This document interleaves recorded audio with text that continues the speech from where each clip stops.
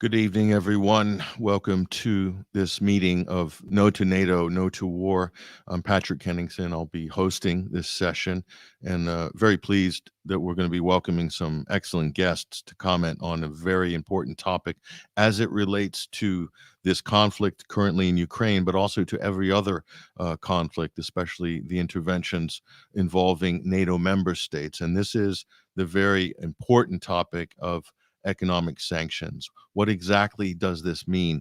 Are they merely a coercive tool or let's say, a nonviolent tool? This is how it's often sold by Western countries. Or are sanctions a weapon of war? And are they, in fact, a lot more violent than our politicians would like us to believe? And we're going to basically try to flesh out the case on this. We'll talk about the current sanctions against Russia. Are they effective? Are they not effective? Who has been hurt the most, Russia or Europe? But we're also going to talk about, we're going to wind the clock back a little bit, and we're going to talk about the Iraq war.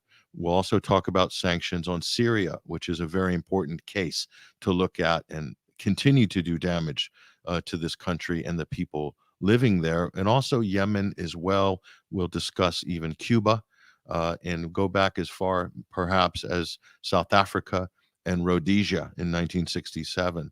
So we want to give our listeners and viewers a full scope of this issue so that you can kind of interpret this better as you're seeing it in the news, and also how it's being covered, how our politicians are talking about it, the legislation that's coming through. We'll try our best to touch on all of these aspects. And very pleased to be welcoming a few guests who will bring onto the stage in shortly. Shukri Abdul Rahman. She is a U.S. congressional candidate, former U.S. congressional candidate. She's also an Iraq war veteran. She lives in the United States, originally from Somalia. We're going to talk to her about her experiences in relation to this issue, and also going to be joined by author and economist Alex Craner, who has been following this particular aspect of the issue. Of course, that's his business. Naked Hedgie is his blog site. He is very influential on geopolitical affairs. So we're looking forward to talking to Alex on this issue. And also international human rights lawyer and political consultant Arnaud Devolay, who has spent a lot of time in Russia recently and also in Donbass. But he'll be able to comment really on how sanctions have affected Russia itself and the people there, but also maybe a more broader analysis to do with, are economic sanctions a war crime? What are the human rights implications to collective punishment? These are really, really key questions, really important questions.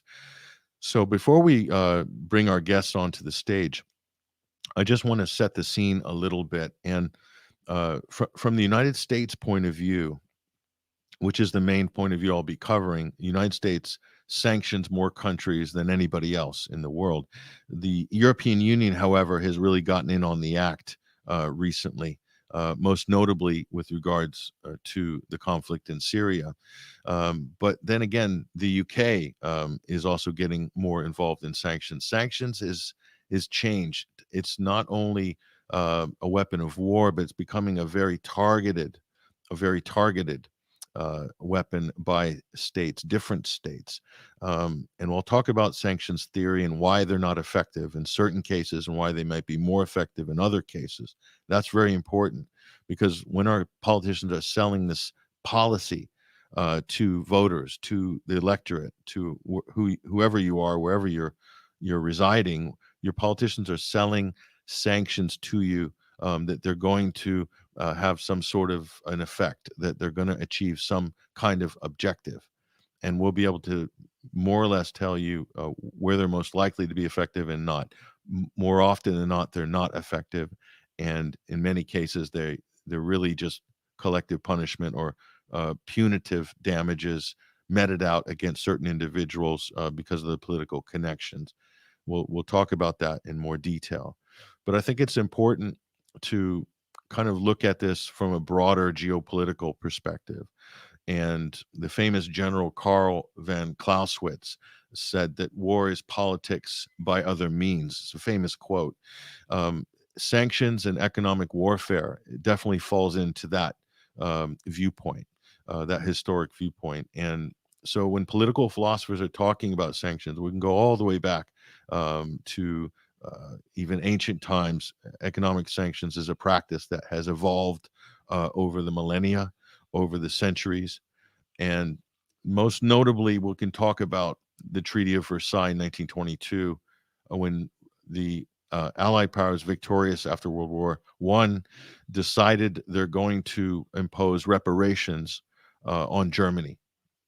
And so this would be, in a modern sense, one of the really early kind of examples of a type of an economic sanction. In this case, they're imposing a 6.6 billion-pound, or let's say $7 billion, $7.5 billion, if you will, financial debt onto Germany as compensation for the damage it did for starting World War I. That was the narrative, of course, from the Allied powers at Versailles. And what happened as a result of that? Did that change Germany's behavior? Did it force Germany to be supine? No, it did exactly the opposite. It did not change the behavior. It did not have the coercive effect that the people imposing the sanctions on Germany had hoped. And so that was back then. That was 100 years ago. And 100 years later, a century later, has very much changed. And in fact, it hasn't. There's only been a few times when sanctions have been effective. And if we look at one of the earliest academic studies of sanctions by Galtang, 1967, we're looking at the results of the international community sanctioning Rhodesia. And so, was it effective back then? You could see it was a mixed bag. Now, the sanctions against South Africa, against apartheid South Africa, many will argue that these were effective, that even the threat of sanctions as well brought the government in South Africa to the table and hastened and accelerated the reform in that country. That's certainly up for debate from international relations scholars as to the many factors that went in there. But the ones that we're more interested in the West, or if you live in the NATO member state zone, we can start with Iraq. And we'll talk about that with hopefully our first guest when we connect Shukri Abdirahman with her firsthand experience on that issue and talk about that. But more recently, I think one of the greatest examples of sanctions as a weapon of war, as pure economic warfare, has to be Syria. And the sanctions imposed jointly by the United States and by the European Union on Syria have had a catastrophic effect on the economy there, on the ability for the country to get basic supplies, basic commodities, even fuel.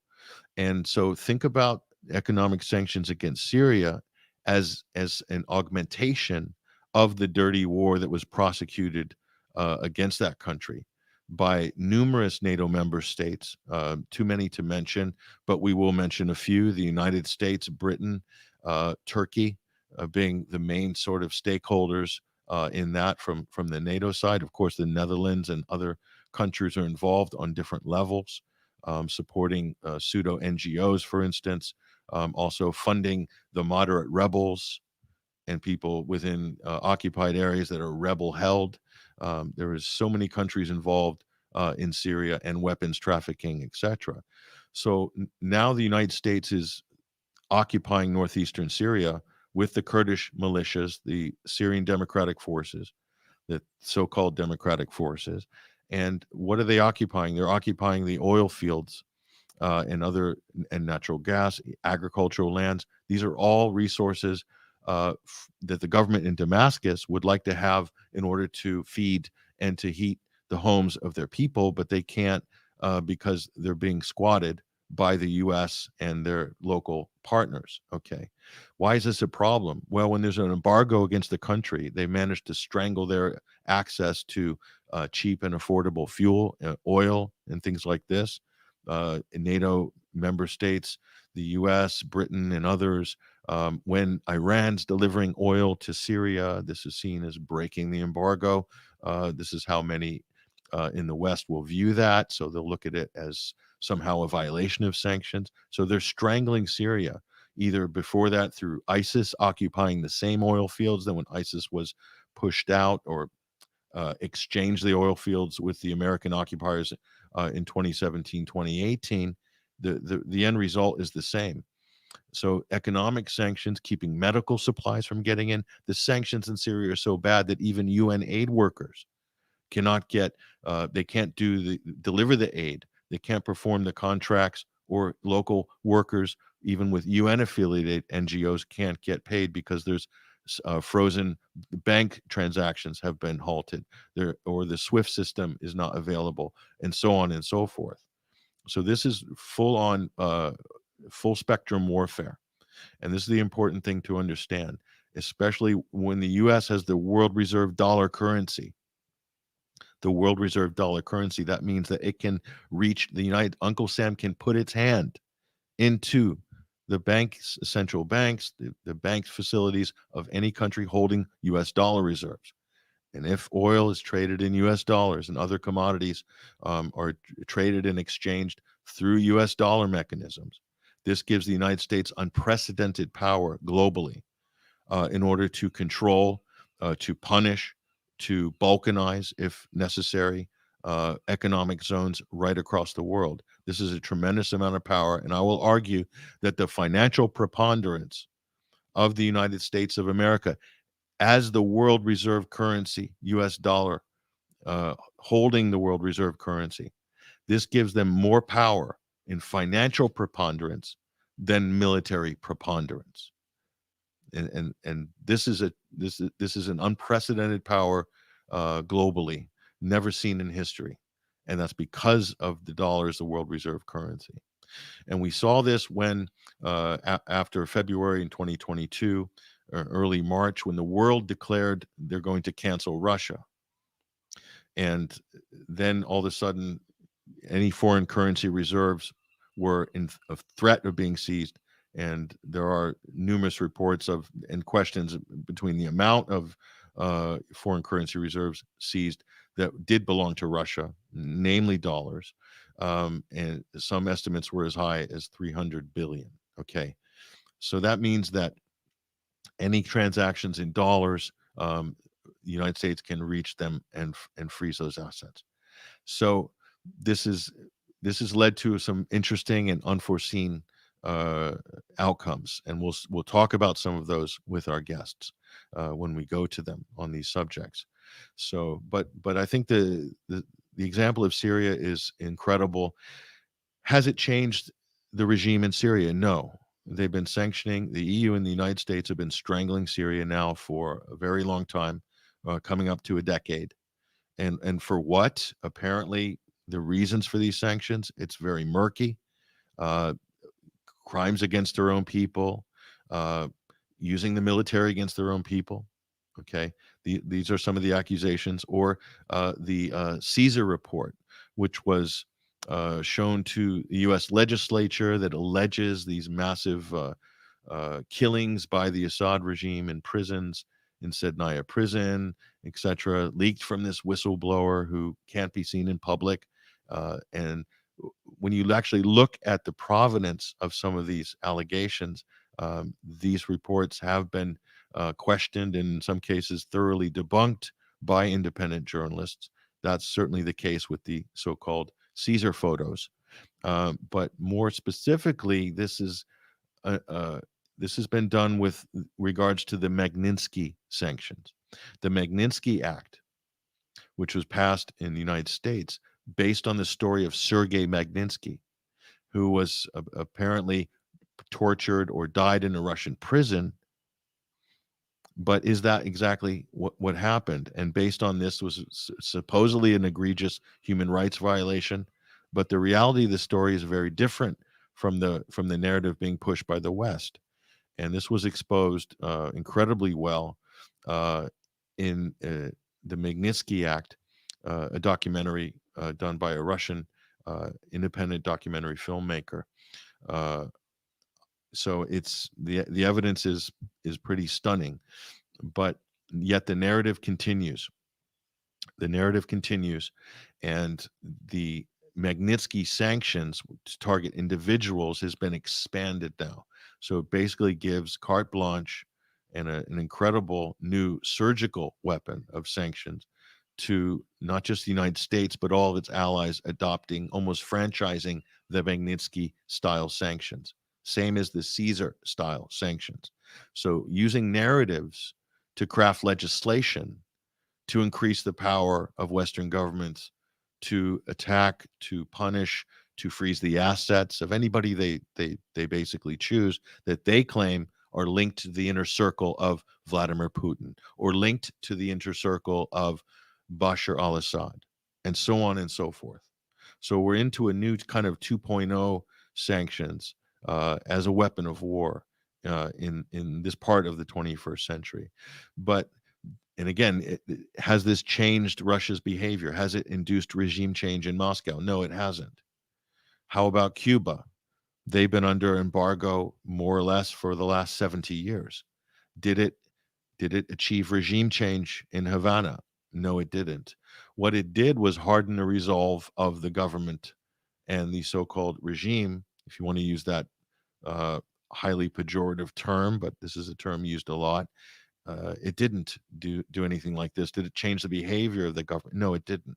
So time and time again, we find that sanctions simply do not work as advertised.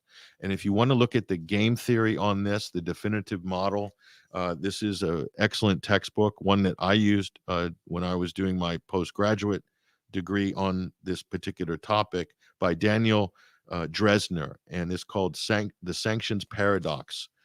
This is a great text, and it contains all of the case studies, the main case studies of economic sanctions, and what it shows beyond any doubt is that when you're threatening a country like Iran, like Syria, like Russia, like Cuba, when the person imposing the sanctions is threatening the target nation, that there's a very low chance they're going to comply with any of the demands of the powerful country imposing the sanctions. In this case, we can use the United States as that actor.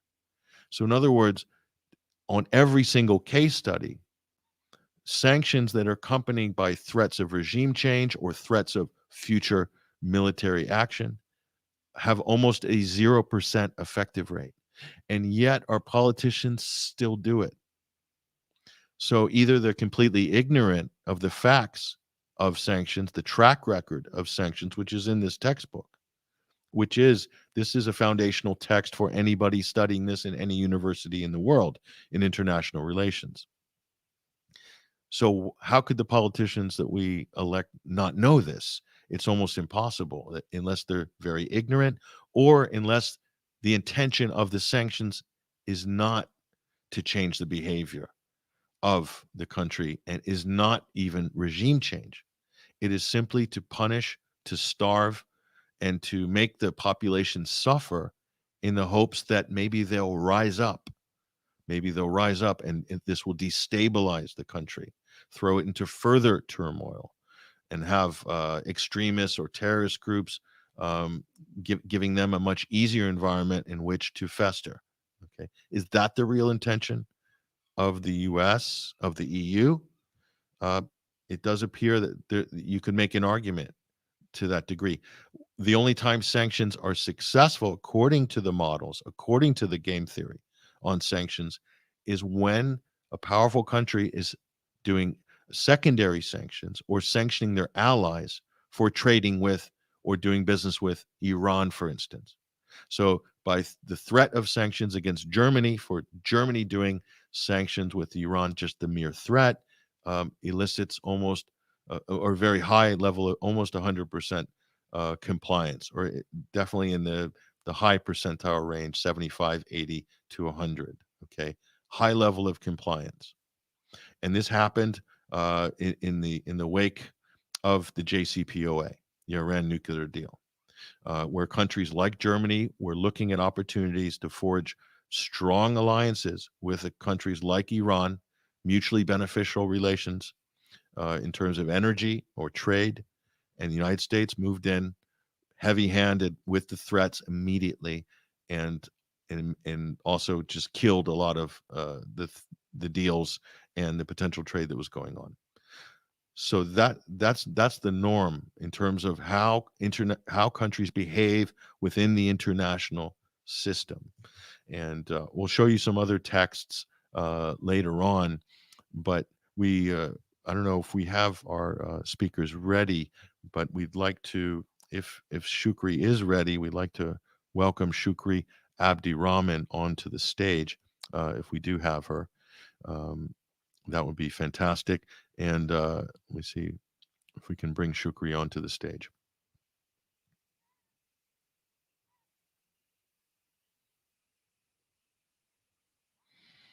Okay, we're just waiting momentarily until we can get our first guest, Shukri, to join us from the United States, and so I think we're still waiting for her. Okay, so let's welcome our next guest, international human rights lawyer Arnaud Devalet, who is based in Moscow at the moment, who has traveled extensively throughout the Russian Federation, and also familiar with the economic situation in Europe as well and the United States. Arnaud, thank you for joining us for No to NATO, No to War this week. Thank you, Patrick. Very nice to be with you tonight. Great to be with you as well. Now, Arnaud, your background as a political consultant, but also your background as international human rights lawyer. Well, I want to talk to you about the impact of sanctions and how you might view that from an international legal point of view. But firstly, tell us about what, from your view, having spent time in Russia after this war has broken out, what have been, in your opinion, the effects of Western sanctions, potentially the biggest attempted embargo in modern history of a very large country that produces a lot of leading producer of many of the world's top commodities in energy, agriculture, etc. What has been the net effect of these unprecedented sanctions against Russia in your experience? Well, as you mentioned, this is the most comprehensive sanction regime in, as it were, peacetime, since as it is practiced by mostly NATO countries, and these are not technically in a state of war with Russia. But to this day, we are witnessing no less than 1,400 sanctions that have been inflicted on Russia going back to 2014 and accelerating post February 24th, 2022.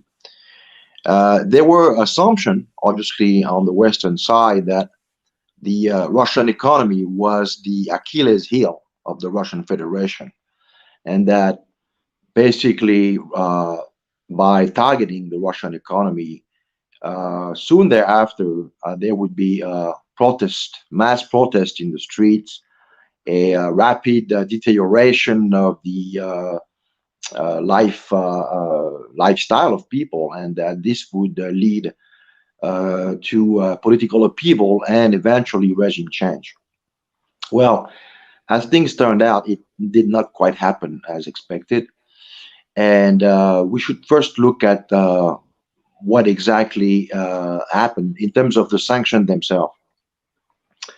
First of all, when we look at the collective West, and more specifically the EU, which as of today has passed its 11th package of sanctions.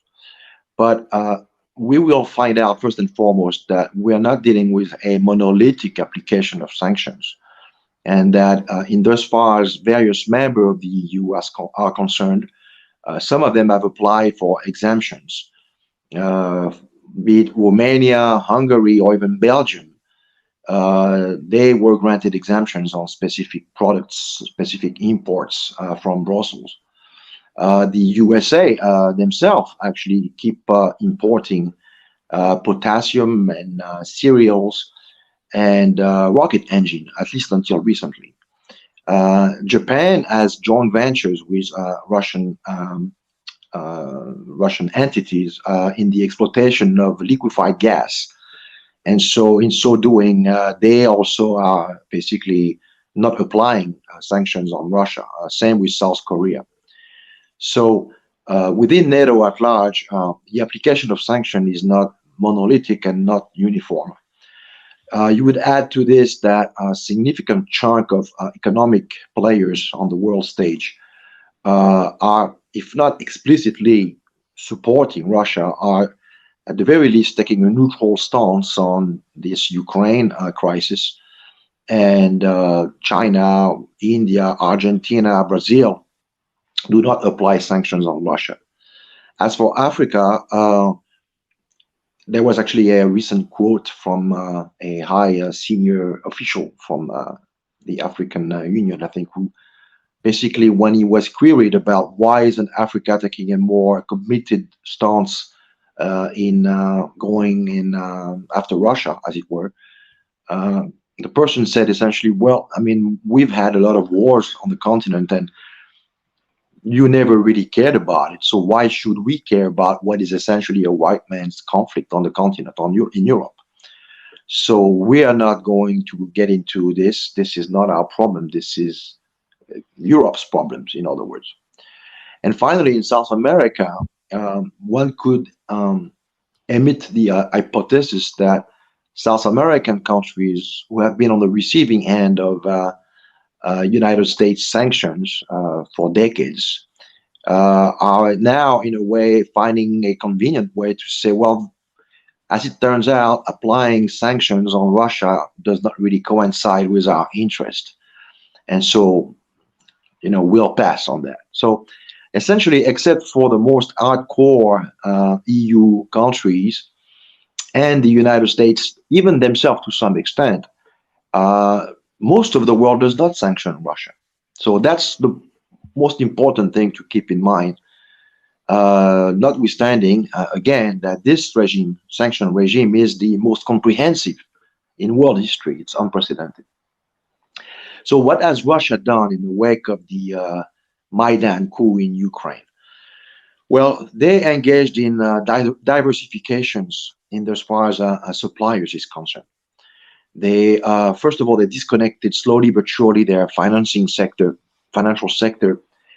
so as to be completely independent from SWIFT. And they by now have managed to connect it to the Chinese system, which means that essentially we have two distinct financial systems now. One, which one could say is the SWIFT-based one with Wall Street and the city of London and Stuttgart or Frankfurt, as it were. And on the other side, we have the Shanghai Stock Exchange, the Moscow Stock Exchange, and banks essentially, respectively, I mean, in Russia at least, finance themselves on that market, this alternate market. So this was the first step that was done. To be sure, the work was in progress. They had to accelerate it, as the special military operation got underway. But then in the reorientation of suppliers, it was a kind of a piecemeal implementation, and which also accelerated post-2022 in such a fashion that now essentially Asia replaces Europe in many industrial sectors, which as far as goods and fungible goods that Russia relies on. The importation of some parts, if we take the example of trucks, for instance, there was initially a shortage of engine, and so Russia had to basically reorient their production and engage in massive injection manufacturing engines of trucks. This was actually easily done because trucks only represent 10% of the entire automotive market. When we compare it with the car market, obviously things were a little bit more tricky, and so Russian engineers essentially have to constantly reconfigure and redesign their car in order to adjust and meet the needs for the part that is available at this point in time, or that is expected to be available in the foreseeable future. So to the extent this is a more complicated market than the trucks.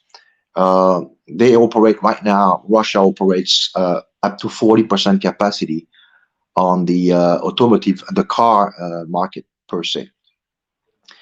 Another important factor one has to keep in mind also is on the Western side of things, there was a complete lack of economic intelligence. I mean by that there were never any kind of polls that were developed in Western Ministry of Finances, which would have been tasked in trying to analyze, understand, and really have a clear picture of the Russian economy. One could say that this was probably discarded for ideological reason, for prejudice out of the as it were. But the net result of this stance on neglecting the studying of Russian economy is that when the sanction regime was really rolled out in 4 years, a lot of Western members of the collective West, let's put it this way, hearkened to the idea that Russia was still in 1998, essentially. And so that was a big underestimation, underestimation of the Russian capacity, Russian economy and industrial-based capacity to weather any kind of sanction regime. Also, another misconception was that, and it's a trope to say that in the West, the Russian economy was comparable to that of Spain. In reality, the whole prism of analysis was wrong. As opposed to a GDP analysis, people should have been comparing the Russian economy in terms of purchasing powers, and analyzing the economy, as it were, as not being as much a service-oriented economy as in the West. As an indication, for instance, Germany's economy is 68% services. Russia is only 52%, and China 50%. So instead of relying on those GDP figures, all those numbers should be indexed on the productivity sector and not as much the service sector. And this is actually what got a lot of Western analysts, economists, mistaken as to the very nature and the ability of the Russian economy to withstand what was initially put into place in 2014 and accelerated in 2022. If we look at the natural resources, which we've heard about a lot in the past 18 months, we tend to get stuck quickly on the notion that in the wake of the destruction of Nord Stream 1 and 2, this was basically going to deprive Russia from being able to export the natural resources. Again, it was a big mistake. First of all, the liquefied gas keeps coming in the boats, and Russia exports a lot of liquefied gas. They have found in China and India a lot of alternate purchasers, and they actually can sell their oil to India. India will then, in a crude basis, India will then refine the crude and then sell it to Europe, going, obviously taking into account the transportation cost, which has skyrocketed because you have to basically now go all around. And so in the end, the Europeans are essentially buying what is at the beginning of the process Russian oil at the tune of 5 to 10% more of a price than they used to before the conflict. Also, the metal, the titanium. Russia is one of the main producers of titanium, and it's very important for engines, and as it were in the case of the USA, and more specifically for Elon Musk rockets, he needs the titanium. So Russia do export titanium to the United States. Russia also exports cereals, as it were. So this has always been the case, that Russia was a big cereal producer, and this has not been affected by the sanction regime. uh, I was talking about the oil. So basically, also what Russia did to offset the potential loss in revenues is they lowers their production. This had, of course, the mechanical effect of raising prices that satisfied also their partners in OPEC plus. And so this whole process basically saw, at least for 2022, those figures have somewhat subsided in 2023 now. But this has led Russia being essentially, as the term has been coined, being awash in cash, with extremely high important excedent in exportation. So that's basically the overall picture. That What we tend to be seeing now is a 20 to 30% increase in energy prices for the foreseeable future in Europe. Why? Because it will take time for Europe to uh, build those infrastructure needed to reception the liquefied gas from the US. And basically, if we take the example of Italy dealing with Mozambique, which is a big LNG or GNL, so I say GNL manufacturer. By the time they get the infrastructure and the equipment and the ports ready, they're not looking at replacing Russian gas essentially until 2024. So, this is going to take a lot of time. And until then, basically we're seeing a downgrade of the EU economy because the if we take the German economy, which relies heavily on exports, they need to lower the price of their goods. And so as a result, the euro itself is bound to drop. And this will have a kind of a downward spiral effect, which will affect the EU economy to the extent that German economy is the prime engine of EU growth. So all those things are connected, obviously. I understand we have a guest tonight who is an economist. He'll be able to, explain it in more detail. Hopefully, but if we can get him, we're having some connection issues, but okay. carry on. So what do we expect now? Obviously, the conflict will somewhat come to an end. We don't know when. Nobody knows when. Let's look at the prospect of a ceasefire as a first step. And here again, it's an interesting configuration because we can expect the collective West to split in several factions. The first faction will be the never say never, the hardcore warmongers, one would call them, Baltic state, Poland, Finland. They will basically take the position that a ceasefire does not change anything and that sanctions should be maintained, as it were, if not reinforced.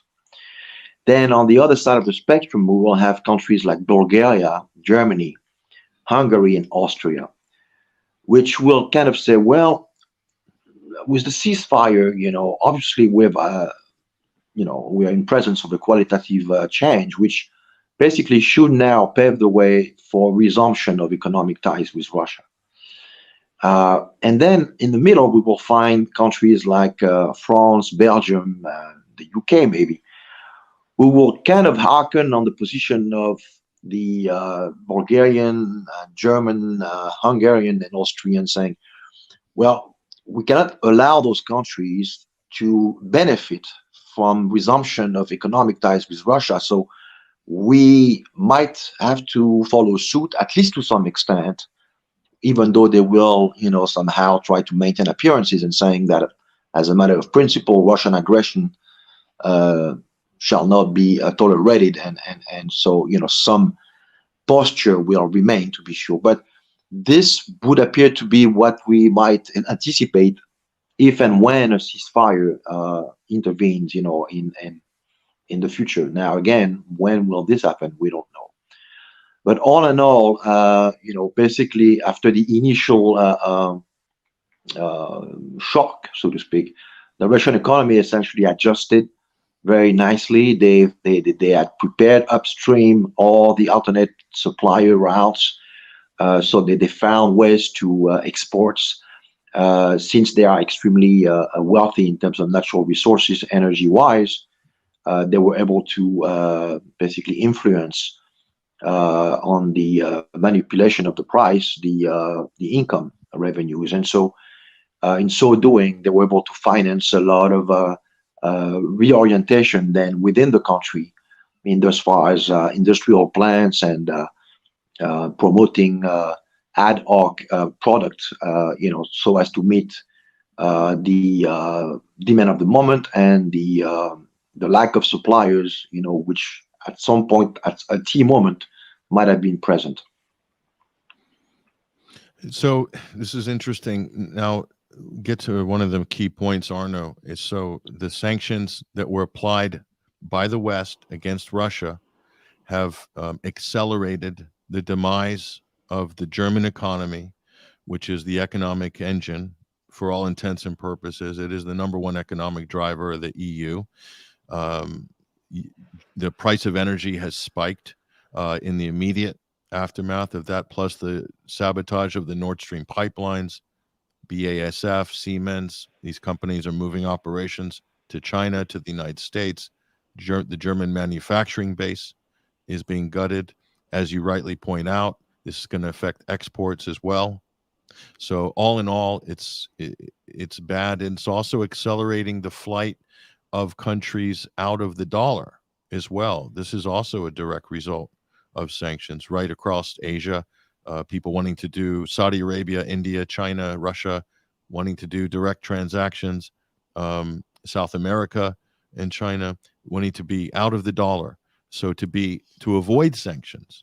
So have they overplayed their hand in this case, Arno, on this? Is this an unintended consequence, do you think, or is there some grand design going on here that we don't know about?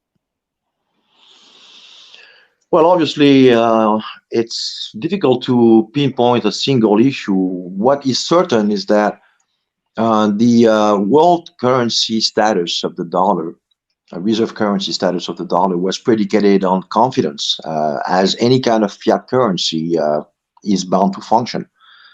And so, sure, there's going to be, a realignment of a financial institution in the wake of the special military operation. It was a game changer, and really it showed a lot of people around the world that a country was able to take on the whole might of the US and its allies and live to tell the tale, and some, so in a way. So, but more specifically, if you look at what happened with the confiscation of the reserves of the Russian Federation, you mentioned it in your introduction, $300 billion.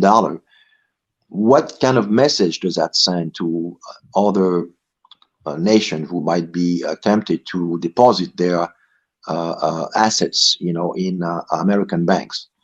Is that if one day you run afoul of Washington for whatever reason, whether real or imagined or made up, Washington might decide at the push of the button to basically take what's yours and do as it pleases with it. So this does not make for confidence building as a general principle, and obviously the lesson has not been lost on a lot of countries, most likely China, and now there's effect, as it were, a move to basically de-dollarize. That's really what is the key term now, although again, like many other issues, we have to be careful and nuanced about the pace of the de-dollarization and the commitment by countries to go ahead with this process. But the fact is, there is a process right now to de-dollarize, to basically create alternate basket of currency system to basically escape the stranglehold of financial institutions inherited out of Bretton Woods. And we can be certain that one of the central themes, which will be discussed next week in South Africa, will be to what extent such a system can be put together. There's Development Bank, which has been inaugurated. Dilma Rousseff, former president of Brazil, is its first chair. And we can be certain that they're going to work actively to provide alternate means for countries around the world to commerce and trade in currency that does not involve the cynical politicization of currency and money as a weapon being used by the people in DC. And so there are some countries which will want to somewhat have one foot in the Western financial system and another one in what is emerging now. Although, again, and I repeat, we still quite don't know what it will look like. But there's definitely, so to speak, a self-awareness moment. There was a before and an after, and we'll never go back to the old days. This is, the genie is out of the bottle now. And so, yes, Washington is now really understanding that they might have shot themselves in the foot with this for maybe ideological reason. Some would say hubris. It's difficult to say. We will need time and perspective on those events. And it will be for future historians to try to analyze not only what is transpiring in terms of the shift from the SWIFT/dollar imperium into something more multipolar in nature, but also more to the point, how leaders in Europe actually seem to agree on carrying on a suicidal pact. And all this is happening, in a whisper. I mean, it's like sleepwalking to your own demise. It's really fascinating, although scary at the same time. The biggest brands in Europe, we're talking about IKEA, we're talking about Carlsberg. Carlsberg just recently, the Russians they're going to move in and appropriate their facilities and probably brew their own beer, which will probably taste a lot like Carlsberg. Of course. But the import replacement, it's creating jobs and creating opportunities within Russia. It means less sales for companies in Italy, in Spain. I know many agricultural sector companies in the UK that lost a tremendous amount of business when sanctions came back in 2014. And that was in the aftermath of the Crimea situation. So when that happened, that was quite severe. And so what Russia was able to do in 2014 was to create more import replacement mechanisms and help those businesses. For instance, the cheese industry and other things that they would get from France and so forth, Russian products, to kind of fill that gap that were almost as good and getting better every day. But what was interesting was this targeting of oligarchs in the West. Anybody who was Russia who had money was targeted for sanctions or intimidated or threatened. A lot of those wealthy individuals brought their money back to Russia, and the banks in Russia were awash with liquidity at the time, which means those banks had a lot more money to loan for small to medium-sized enterprises. You saw an explosion in the greenhouse, all year round growing indoors in Russia. The ag sector expanded, and I believe even past the defense sector. And so you had all this great opportunity in Russia. And also the state moved in to take shares in a lot of businesses to stabilize them. So the Russian economy was buttressed. It was fortified after 2014. And that was a dual crisis because we also had a collapse in price of oil just before that in 2013. And that was potentially catastrophic for the Russian economy, which relies on oil exports. So Russia was prepared in some way, was really prepared for this round of sanctions in 2022. They had done the groundwork. And it makes me ask the question, Arno, did not the Western experts and policymakers understand that they were only going to drive Russia to be even more self-sufficient, to be more fortified in 2022? I mean, I can't believe that they didn't understand and learn all these lessons from 2014. It's, to me, on some levels, baffling, Arno. Well, I think here we're dealing more with an ideological slant. from some of those policymakers in DC. And as our listeners know, I mean, DC's foreign policy is pretty much infested with the neocon brand for the last at least 25 years now. And those people seem to look at the world in black and white. And for them, I guess it would appear that the Russians are not able to adjust or anticipate. Um, so I don't know. It's really hard again to explain. I mean, there used to be a lot of people in DC who could think things through and somehow, credit, their counterpart in other countries with having some quality people, and in so doing, be very much more measured in how they would go about, interacting with those nations. But again, with the neocon brand, it's always full throttle forward, and damn the consequences. And again, I think this hubris, this idea that the unipolar moment would last forever, that they'd be able to accomplish full spectrum dominance, and that Russia essentially would be just a house of cards ready to be blown away at the slightest wind, is now coming, to blow into their faces, and they have eggs on their face now. But instead of learning, instead of taking the path of humility and practicing introspection, and maybe somewhat adjusting their approach, they seem to be doubling down. And obviously, it's the meaning of insanity. You keep doing the same thing, expecting a different results. I mean, the Russians have learned. They went through the 1990s, and a lot of people would have expected that no country would recover from that decade. And you talk to a lot of people here, the man on the street, everybody remembers that decade, and this is the last thing they want to leave again.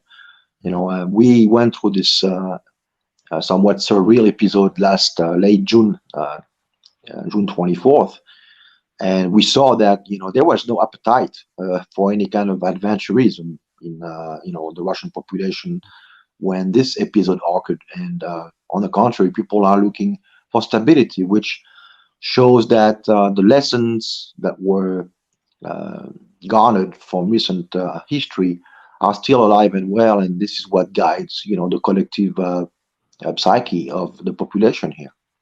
Yes, indeed. The Russian people, the political economy is already geared towards hard times as a baseline, and the same with Iran, the same with Syria. Syria, it's quite a dire situation, as Yes. much as any. But in other countries, you could say a similar situation. But North Korea is another example. So again, they're not going to get the behavioral change. They're not going to get the regime change. So what are the West hoping to do other than just basically try to crush, strangle, destroy the country? That's not the sales pitch that they're giving when they're pushing the sanctions policy forward. They're talking about it like it's going to be coercive. It's not coercive. It's absolutely punitive. And a quick comment, and I think we're going to try to go to Shukri Abdul Rahman. Had some technical difficulties, so we hopefully will get her on the stream in a moment. But just a quick, brief comment, Arno, from a human rights lawyer point of view, and I know this is one of the areas that you practice in over the years. How is sanctions viewed in terms of a war crime, like collective punishment? Where does international law sit on that issue? Well, I think you have to look at it through the prism of the law of humanitarian conflict. And basically, the laws of humanitarian conflict, we discussed that once as relates to the cluster munitions.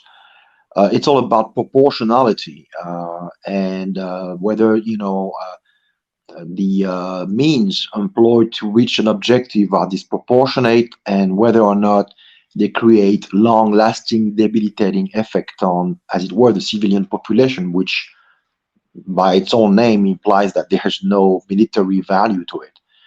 And the answer, I would suggest, is yes, it is a war crime. It violates the right to life to begin with, and it does not. On top of it, you mentioned it in your introduction, does not accomplish the what you might call it, the change of regime, because people will rally behind their leadership. We saw it in Iran over the sovereign right of Iran to develop their own civil nuclear industry.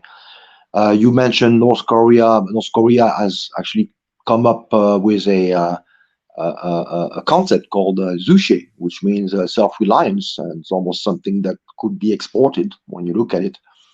And in the case of Syria, it's really an awful thing, because you mentioned the sanctions that exist since, at the very least, 2013. There were some sanctions existing since 1970 when the Ba'ath Party took control, but the real sanction in most recent times occurred in 2013 by the European Union and the United States. But we really got into some qualitative, and I'm not saying this in the good sense of it, a step with the Caesar Act, yes, because the Caesar Act essentially threatens any country, a third-party country, to interact with Syria in any way, shape, or form. So sure, you have the possibility of applying for a waiver at the Treasury Department, but any kind of product that is deemed to have potential dual use is essentially on the list of things that are not to be given to Syria.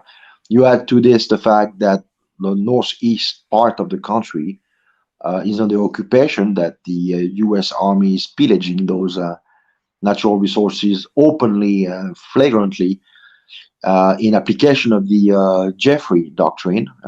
Jim Jeffrey, who left in 2020, but whose doctrine was immediately picked up by this young neocon woman, Dana Stroll, and she made no qualms about the fact they were going to pursue this. And so as soon as she was nominated, and so now we have essentially a situation where 90% of the population lives under the threshold of poverty per UN standards. That there are lines and lines of queuing up for petrol, mazout. You get about I think 25 liters a week, if I recall, and everybody is equipped with a card that the government hands them, and basically they get a text message once a week to go get supplied. But if you work as a cab driver, 25 liters is nothing. So this creates obviously a lot of problems. You cannot, if your restaurant works with a generator, you need a pump or some kind of generator to make the electricity function. So if you have no mazout, you have no electricity. You have no electricity, you cannot have the kitchen function. So this affects businesses. It affects people all over the place. I mean, the government now is in a situation where they are obligated to concentrate the hourly rate of availability of electricity in the embryo of industries that are somehow struggling to emerge out of the ashes.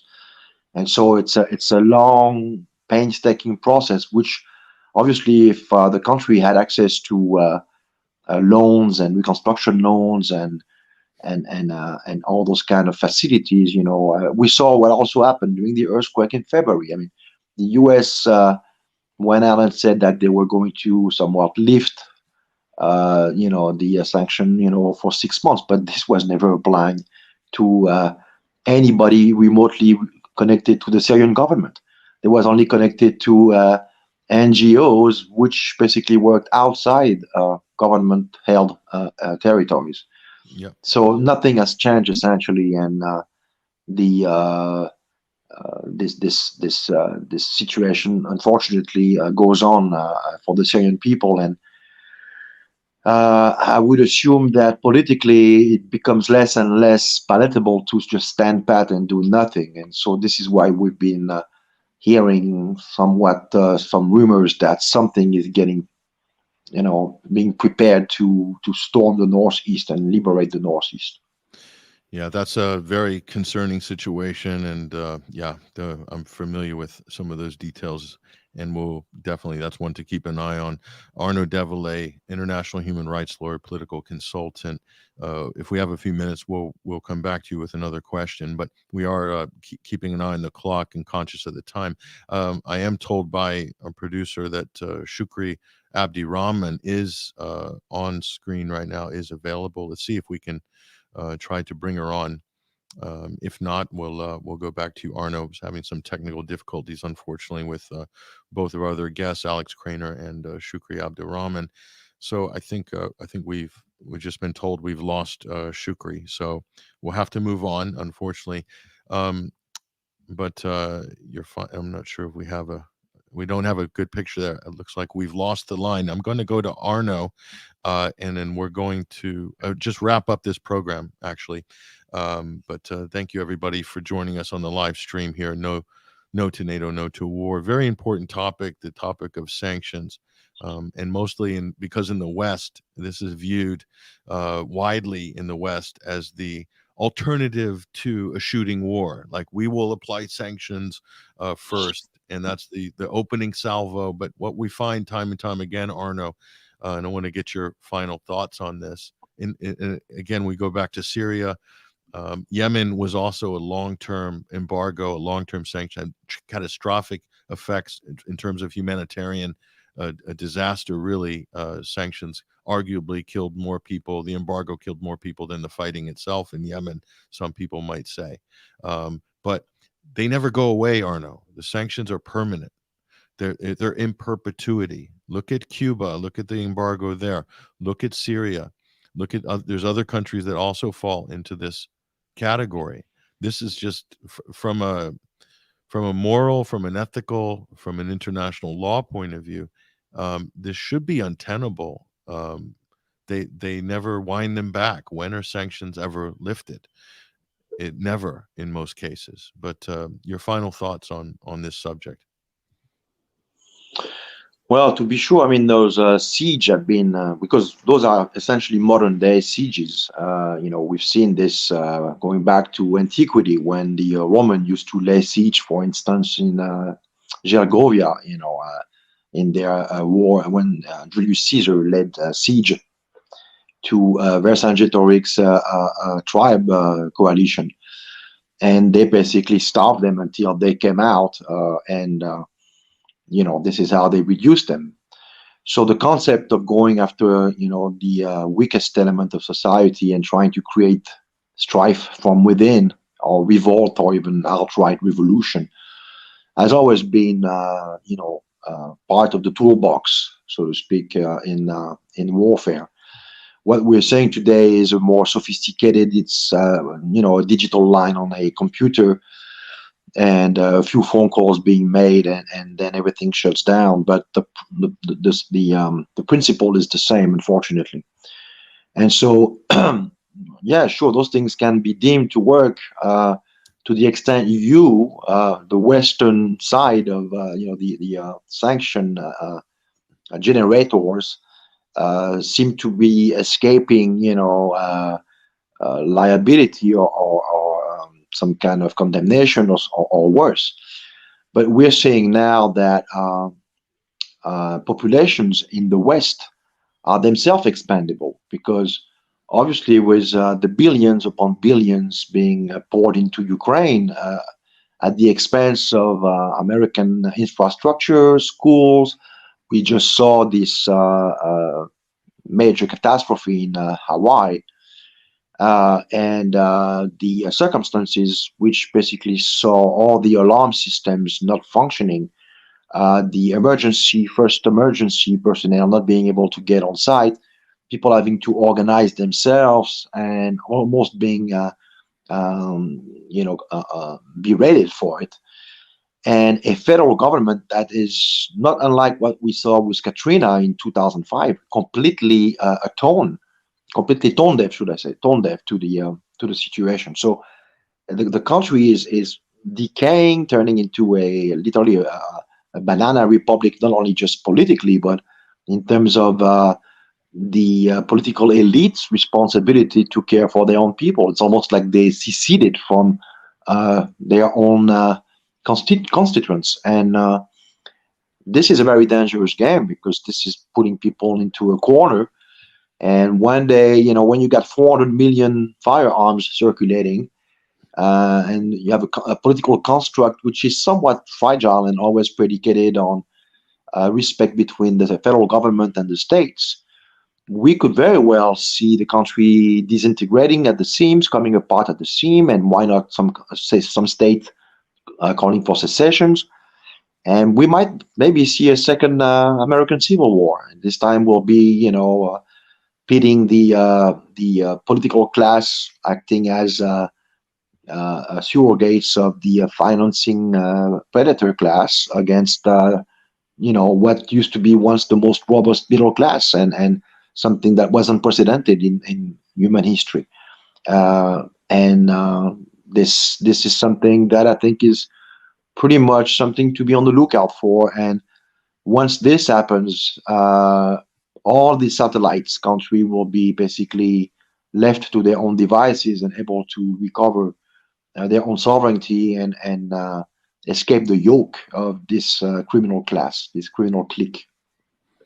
No, indeed, indeed, Arnaud Devalet, really appreciate you, and of course your experience, on the ground in Russia, in Donbass, in these areas. I think you're able to speak with some degree of authority, and of course we appreciate your analytical abilities on this and these related matters with international relations, and much appreciated. And really thanking you for spending time with us with No Thank to you. NATO, No to War this week. I really appreciate it. My pleasure. Thank you, Arnaud Devalet, ladies and gentlemen. And you can find Arnaud's archive of work. It's up at 21stcenturywire.com. There's some excellent interviews. If you liked what you heard here, his articles as well are incredibly informative. So we really appreciate Arnaud. Unfortunately, because of the technical difficulties, we had some difficulties connecting our other guests, Alex Craner and Shukri Abdi Rahman. We'll try to resolve those in future and maybe get them back at a later date, perhaps, if we are able to. But in final summation, the reason why we wanted to have this session on this topic, because it's very important people in the West, in NATO countries, understand what your governments are proposing and what the actual results are when it comes to economic sanctions. And the reality and the rhetoric do not align at all. And that's the important takeaway we have here today. And again, I'll point you to, if you're more of an academic type person, you can pick up this excellent book called The Sanctions Paradox by Daniel Dresner. This is the Bible for sanctions and more or less proves that they don't work, not as advertised anyway. And so the other book I'm going to recommend people to get, this one is by Hans Christoph von Sponeck. This is a different kind of war, UN sanctions regime in Iraq. Okay. This is very important to understand. If you want to understand the full scope of the devastation that Western sanctions did to the country of Iraq and still do to this day, the effects of these will last for a century or more.